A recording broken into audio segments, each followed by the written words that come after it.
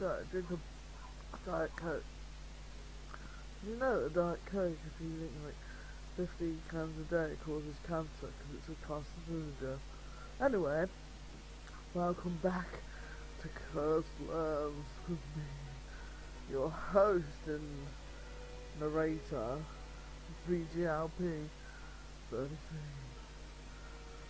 We're on the second full moon, bitches. What are we gonna do? What do we like to do best? Let's go to Yorkish Whoa. No, Grimmel. Grimmel. Party talk. Talk with Destroyer. I'm surprised to find Destroyer back in Grimmel so soon. Daniel, so good to see you again. Hello, Destroyer. Or should I say, Lady Erasmus? You should reach an event. Your reputation in Hammerhand is increased by 25%. Not 25.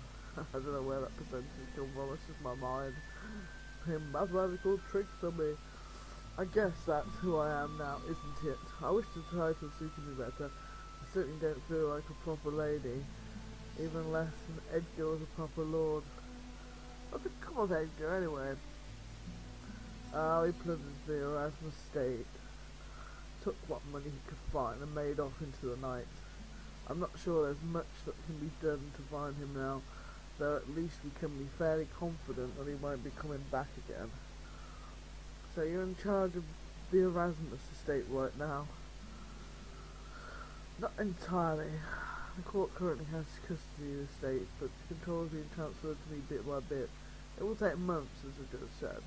Meanwhile, I'll be staying here in Grimmauld. Of course, my first action as Lady Erasmus was to go to the dungeon and have someone released. Hello, Daniel. Galan. Da da da da da.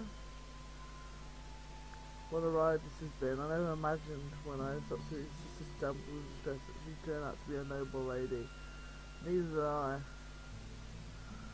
And me, least of all. Destroyer begins laughing, and a contagious laugh affects me and Galan as well. Destroyer told me about your mission, about how you're fighting the undead and Namar. I'd like to help. Galan, if you've gone through this whole ordeal and still want to help us fight, you're exactly the kind of person I want at my side. We'll make it happen. Da, da, da, da, da. New party member Berserker. I also hammer hands to find out what's happened to Galan and possibly free him. Like all the rescue missions, you can start this quest now, but must finish it before the next full moon. Of course, I'm not about to abandon your cause either. Just right, circumstances have changed. You're a noble lady now. From what I've experienced so far, being a noble woman means mostly sitting around all day. Quite boring.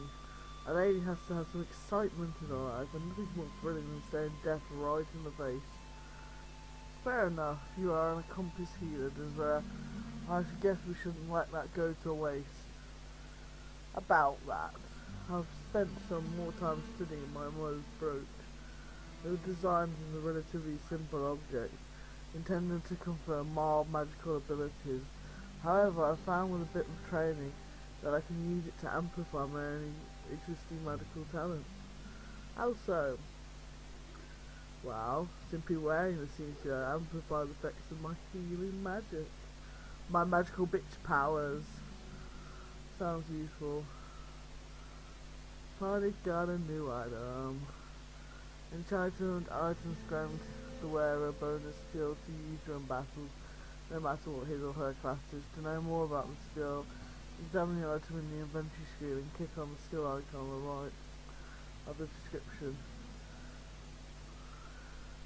Indeed, I never imagined this brooch might have properties that might make it useful in combat situations. This world is full of surprises. I suppose I should know better than anyone. Never did I dream that Fabergé Erasmus might be my father, but I'm a bit tall. For my entire life, I have looked at Fabergé as a noble, generous and benevolent man. But all this time he was my father and never acknowledged me. If what Edgar said was correct, he willed his estate to Edgar instead. I find it troubling for reasons that I can't exactly put into words. But I know I was his bastard child. It would have been scandalous if it were known that his firstborn was the child of one of his maids. It almost seems unreasonable for me to begrudge him for that, but for him to never acknowledge me, it's not what I wanted to be his heir, but I lived my entire youth without ever knowing my father's love. Just rare, your father was an odd man, but don't think he's cold in character as you may make him out to be. For a bit, we were relieved that Fabergé gifted your mother a resonator, which was attuned specifically to her. That made a certain amount of sense. It was a special gift, so why not imbue it with an essence of its recipient, so that she might wield some minor magic power with it. But as we found out, the resonator was actually attuned to Fabergé himself, yet we know that it was a gift for your mother based on the lettering on the back. How odd for him to construct a brooch which had magical properties, which could only be used by him, and then gift that brooch away. Do you want to know what I think? I think he created that resonator and gifted it to your mother. He had you in mind. By creating a resonator that was tuned to him, he was creating an artifact which any of his offspring could use to claim their bloodline. Edgar would have no use of such a thing. That's Fabergé made that brooch for exactly the same time as this. He could have remained forever silent about the fact that he had a daughter, but he left a way for you to trace your lineage back to him, even in his death. That may not be the love that you wanted from your father, but this brooch was made for a reason. This brooch was made for you, Desrea. Woo! Tears streamed out Desrea's face as she leaped to my arms, burst her face on my shoulder. Thank you, Daniel, for everything. Thank you. Okay, blah blah. We don't talk to her pulling my shoes. He's always saying the same crap anyway. Ah! They're my dogs. I said Grimmer Doc. Talk with Jasper. Daniel. Hello, Jasper. Want to entertain me again, have you? Maybe I came here so that you could entertain me.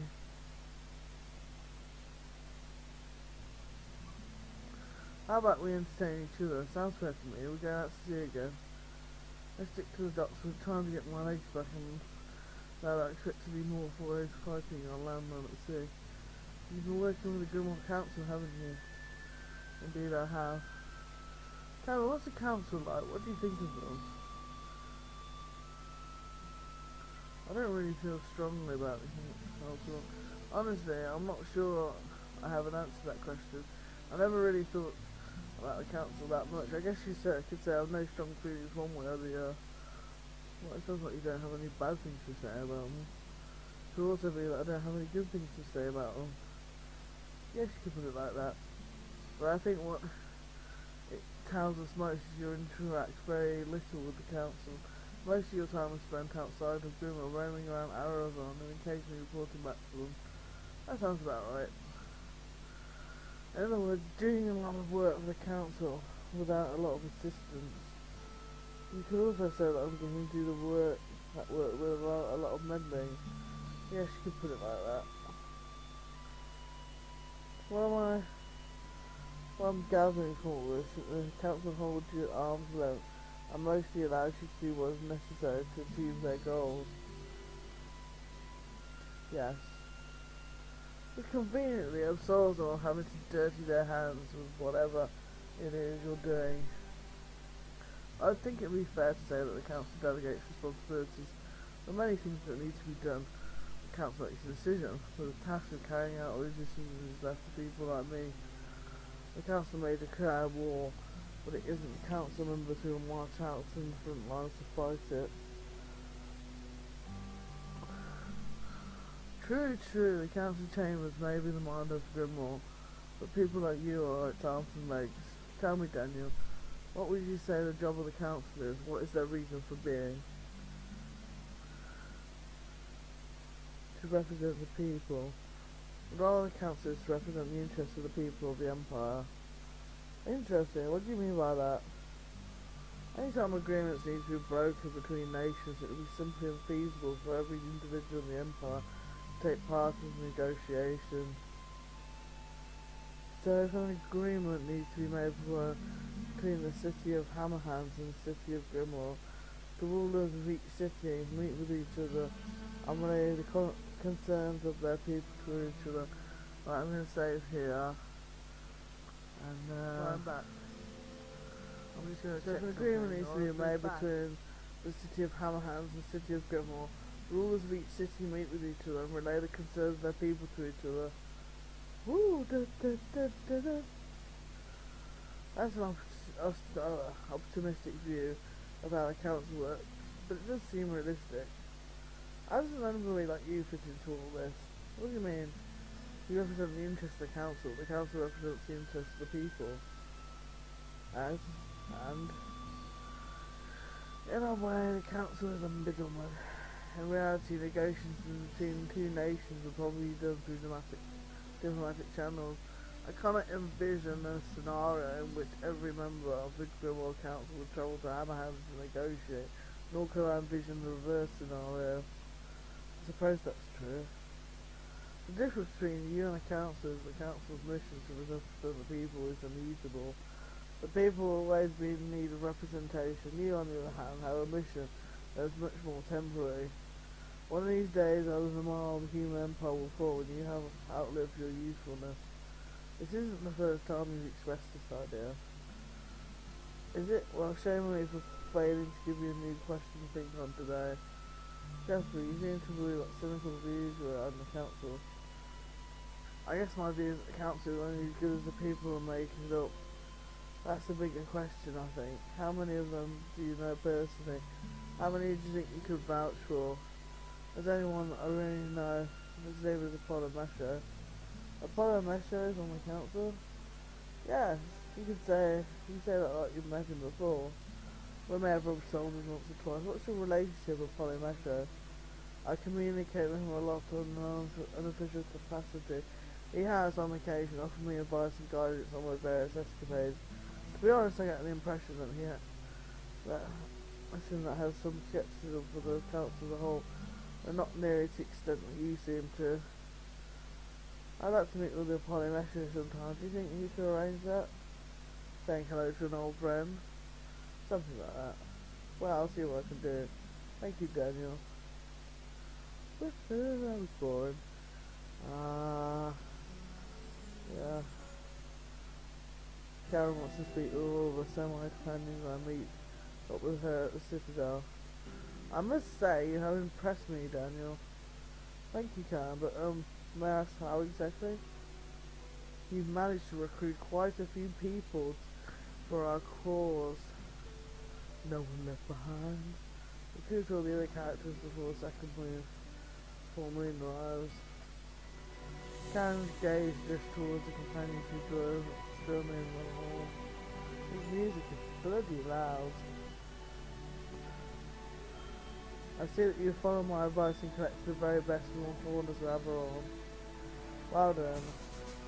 Karen's words are met with an approval from the others, though most of their responses get lost in all the murmuring. I'm able to make out bits and pieces.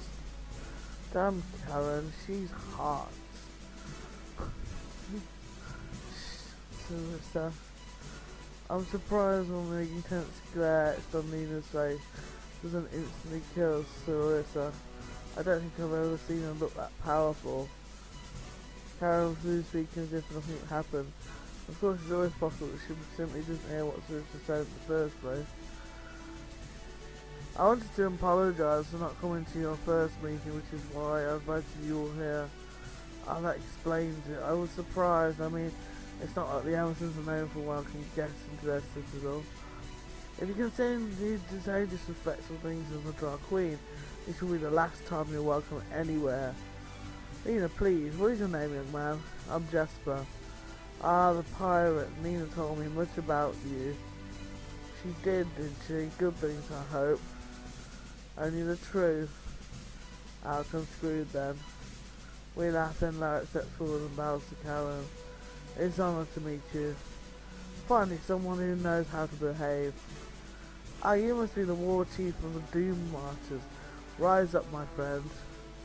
And you, handsome young woman, what is your name? You are my queen, I mean Queen Karen. Did Noir just blush? She flustered. Well, considering how Karen is looking at her, I can understand it. Your build is excellent, Noir. You put some of my Amazons to shame. Thank you. Ha. She's melting right now. Elena doesn't look too happy though. She's young. Your build is even better, Queen Karen.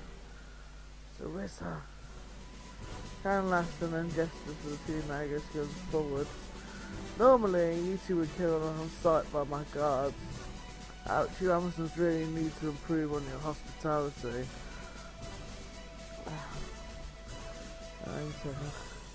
But Daniel told me about you first and then Lena.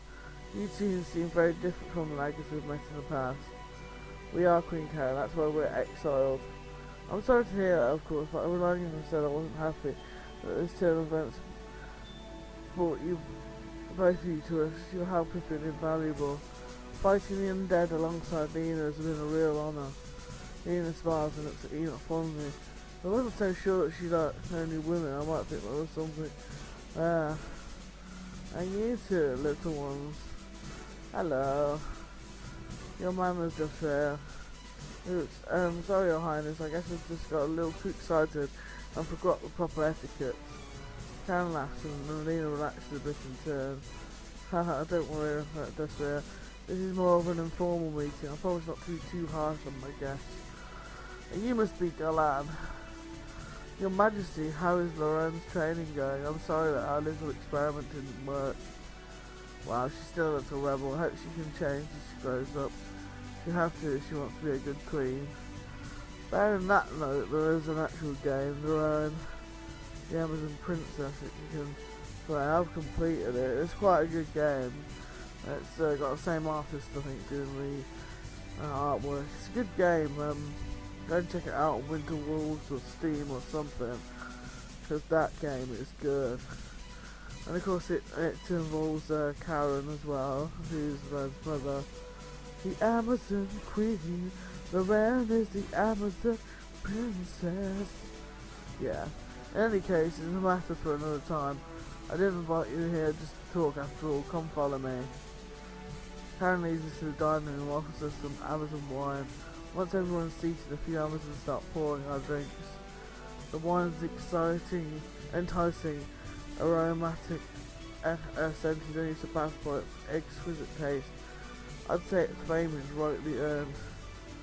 After a bit, Karen approaches me with two guards following her at a distance. I must admit I wasn't expecting this. Oh? You didn't think Amazons would have a basic understanding of good manners? No, I didn't mean like that. It's just, wow, it's a nice surprise. Oh my god, we're gonna have it off. Oh, Daniel, you should know that I'm woman full of surprises. Yeah, Without adding anything else, she turns to leave. Wait, did she just wink at me? No, she wouldn't lie. It must have been my imagination. It's just me. It's getting hot in here. It's okay now. I better go and grab some more wine, or maybe just drink water tonight. The wine could be the reason behind all these strange thoughts after all. Yeah, whatever. Yeah. I'm forgiven swamps. Towards Sarissa. Daniel! Sarissa pushes towards me at starting speed. I was thinking too embarrassing panic for a moment and she fancies on me. I have to take a step back to avoid being toppled by her hog. Hello to you, Sarissa. Sarissa responds with an amused chuckle. You know, and this is the way you welcome people. I have to make a point of calling around more often. Her smile broadens and her amber eyes meet mine as she pulls back, releasing me from her hug. It occurs to me that I've never taken the time to stop and look at her eyes, at least not carefully. Now that I am, I can see they contain several brilliant shades of mesmerizing yellows and oranges.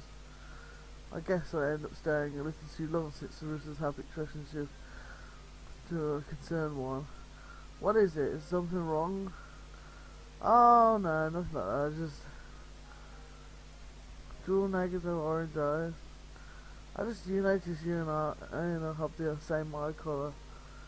So rare colour do most Nagas share that same yellow orange hue? Ah, I see. Yeah, orange and yellow are the most common eyes for Nagas. They are rare colours like red, violet, blue, gold. Ah, so a wide variety of colours. Exactly. But mostly yellow and orange. So basically my eyes aren't that special. They're still nice though. Just a smile slightly at the compliment. The quick few fades, however, social society took a strand of hair behind her ear. Wait, is she embarrassed? You know, the way you're looking at my eyes before. Oh, sorry, I didn't mean to make you uncomfortable. Oh no, I knew that wrong. It didn't make me uncomfortable. Well, I thought it was nice. That sort of thing has never happened to me before. Has never happened to you before? That seems strange to me. Not even a romantic partner. Not really. You probably don't know, but Nagas aren't really exactly known for being romantic. What do you mean? We just, in a lot of ways, we're more similar to animals than humans, you know. You're going to have to be clearer than that. I insist, but I admit that I'm mostly doing it because I see it's fun to get that seriously getting so embarrassed trying to talk about it. This certainly isn't a sight to get to see every day. I have to make the most of it. Sex. I'm talking about sex, alright? Specifically for procreation and for fun too, I guess, but for love, that's not something Nagas usually do. I mean, I guess it does happen, but it's really rare. Oh wow, yep. If you don't already know, us Nagas are all bisexual. I mean, I guess it's always possible that there's exceptions to that rule. Having female and male partners is expected. Sometimes during mating season we all gather and, well, it lasts for days. Must be fun, but why doesn't it get old? Sounds like it'd be more like exercise than anything else. I'm sorry if I insist, but I really can't believe that nobody falls in love. There has to be at least be some kind of relationship similar to that, right? Oh, as I said, it happens, and it's very rare. Personally, I've never been in any kind of long-term relationship. It's the same for Enoch. It wasn't just the unnecessary coolness that drove us away from old tribe. It was also that lack of connection, romantic or otherwise. I'm sorry, Swiss, that sounds unpleasant. Thanks, just remember, Enoch and I are different, Daniel. I hope you'll never forget that. Trust me, you don't need to worry about that. I noticed that you two were different from the moment I met you. Both of you are special, even by non-Naga standards. Just it means to me all the underlying sentiments have clearly permeated. Our conversation seems to have vanished. I'm glad to hear it. Now I can leave this conversation on a positive note. I just had to take my leave.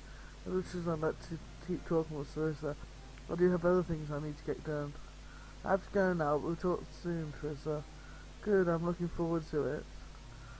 I